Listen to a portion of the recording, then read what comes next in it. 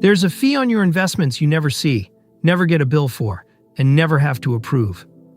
It's just quietly skimmed off the top every single day. It sounds tiny, a fraction of 1%, the kind of number your eyes slide right past on a page. But here's the thing about tiny numbers and long-time horizons. They don't stay tiny. Left alone for a few decades, that tiny fraction of a percent can quietly swallow 6 figures of your money. Money that should have ended up in your account, and instead ended up in someone else's, without you ever noticing it go. The good news?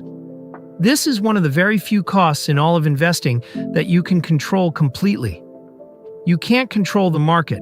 You can't control the economy. But this fee, you can cut it to almost nothing, permanently, in about 2 minutes. By the end of this, you'll know exactly what it is, why it's so dangerous, and how to find and fix it on any fund you own. Let's start with what this fee actually is. It's called an expense ratio, and it's the annual fee a fund charges to run itself. Not a one-time charge, a percentage of everything you have invested, taken every single year you hold the fund. That money pays for the real costs of running the fund. The managers who make the decisions, the trading inside the fund, the paperwork, the administration. Every fund has these costs, so every fund charges some version of this fee. Here's how to translate the percentage into real money. A 0.50% expense ratio means $5 a year for every $1,000 you have in the fund. Simple as that. But notice 2 things that make this fee sneakier than it first looks. First, it's charged on your whole balance, not just on your gains, but your entire pot. As your balance grows over the years, the dollar amount of the fee grows right along with it. And second, you pay it every single year, whether the fund goes up, down, or sideways. A great year doesn't make it bigger as a percentage, and a terrible year doesn't earn you a discount. Market crashes, market booms, flat years, the fee is taken regardless. It's the one thing about your investment that's perfectly reliable and not in your favor. Now here's what makes this fee genuinely dangerous. Far more dangerous than a fee you'd actually notice. You never see it leave. There's no bill in your mailbox. No line item on your statement. No withdrawal you have to click approve on. The fund simply skims it off a little bit at a time, every day, baked silently into the share price, what the industry calls the NAV, the net asset value of the fund. Think about what that means. The return you see reported is already after the fee has been taken out. So a fund quietly charging 1% a year just looks like a fund that happened to return 1% less. There's no villain on your statement, no obvious cut. It just shows up as slightly weaker performance. And that is exactly why almost nobody checks it. We're wired to watch the money that leaves our hands. If your bank charged you $60 and showed it as a withdrawal on your statement, you'd feel it. You'd question it. Maybe you'd switch banks. But this money never technically passes through your hands at all. There's nothing to feel, nothing to question. It's gone before you ever see the number. Which is precisely how it gets away with costing you so much for so long. So how wide does this fee actually range? Wider than most people would ever guess. And the gap is where the real story is. On one end, you've got index funds. An index fund just owns a basket of the market and holds it, so there's not much for a manager to do. Because of that, the average index fund charges around 0.05%. That's about $5 a year for every $10,000 you've invested. Almost nothing. On the other end, you've got actively managed funds.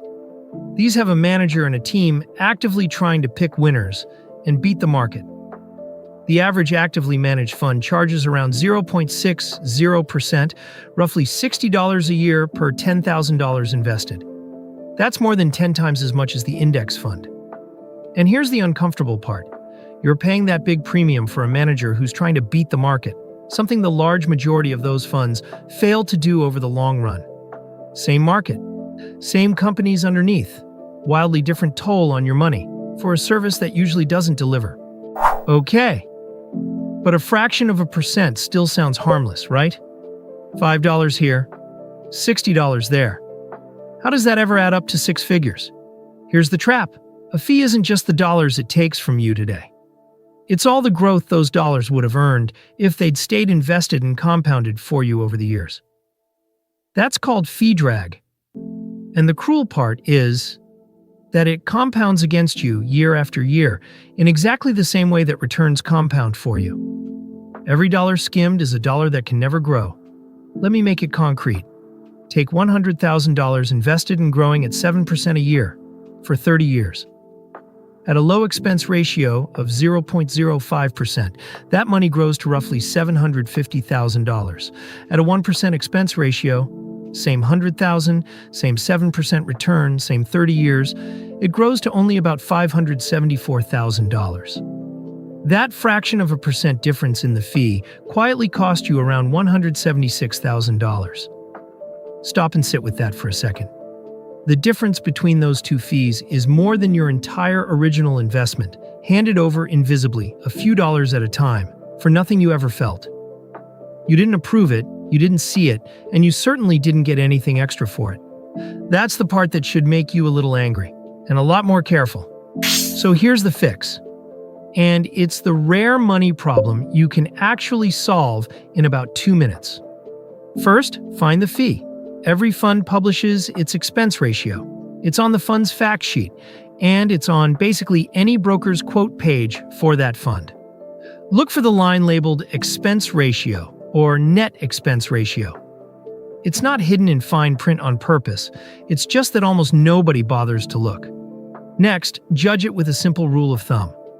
Under about 0.20% is great. Under about 0.10% is excellent. And anything over 1% deserves a hard, skeptical look, because as you just saw, over a few decades, that's exactly what costs you the 6 figures. Where do you reliably find the low ones? Broad index funds and ETFs routinely sit right down at the bottom of that range. That's their whole advantage. So here's the takeaway that makes this worth your 2 minutes. You cannot control whether the market goes up or down next year. But this one cost, you can cut it to almost nothing, and you can do it permanently.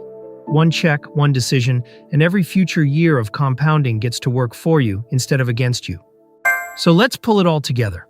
An expense ratio is a yearly fee charged on your entire fund balance, a fraction of a percent that's skimmed daily from the share price, the NAV, so you never actually see it leave. That invisibility is exactly what makes it so easy to ignore.